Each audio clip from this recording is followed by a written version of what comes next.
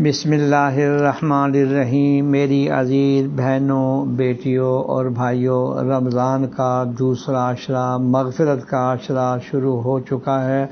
اللہ جل شانہ میری ساری بہنیں، بیٹیوں اور بھائیوں کی مغفرت فرمائے، جو بھی اس میں حصہ لے رہے ہیں، سن رہے ہیں۔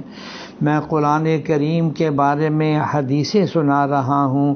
آج پہلی روایت حضرت عائشہ صدیقہ رضی اللہ تعالی عنہا نے حضور اقدس صلی اللہ علیہ وسلم کا یہ ارشاد نقل کیا ہے کہ نماز میں قرآن شریف کی تلاوت بغیر نماز کی تلاوت سے افضل ہے، اور بغیر نماز کی تلاوت تسبیح و تکبیر سے افضل ہے، اور تسبیح صدقہ سے افضل ہے، اور صدقہ روزے سے افضل ہے، اور روزہ بچاؤ ہے آگ سے۔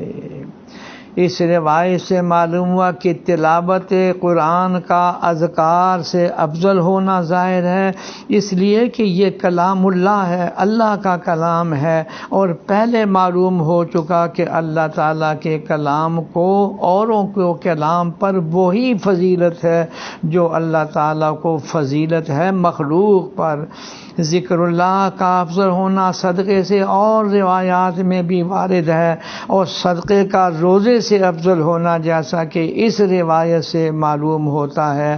تو گویا رمضان میں قرآن کریم کی تلاوت کا کرنا، ذکر اللہ کا کرنا، تسبیح کا کرنا، اور پھر آخر میں یہ فرمایا کہ روزہ جو ہے وہ جہنم سے بچاؤ کا بہترین ذریعہ ہے۔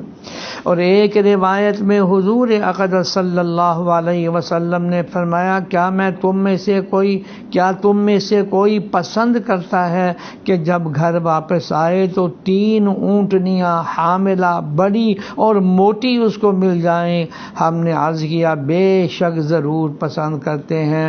حضور صلی اللہ علیہ وسلم نے فرمایا، 3 آیتیں جن کو تم میں سے کوئی نماز میں پڑھ لے وہ 3 حاملہ بڑی اور موٹی اونٹنیوں سے افضل ہے۔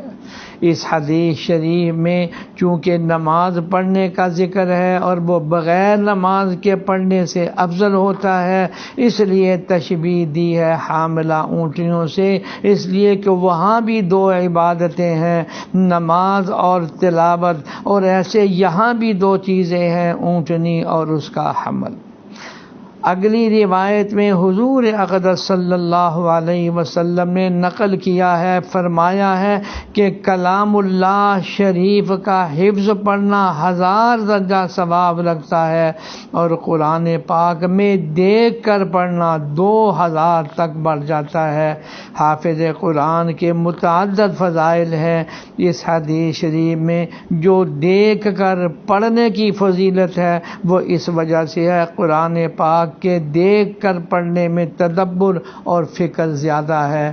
اللہ جل شانہ ہمیں قرآن کریم کی قدر کرنے کی توفیق عطا فرمائے۔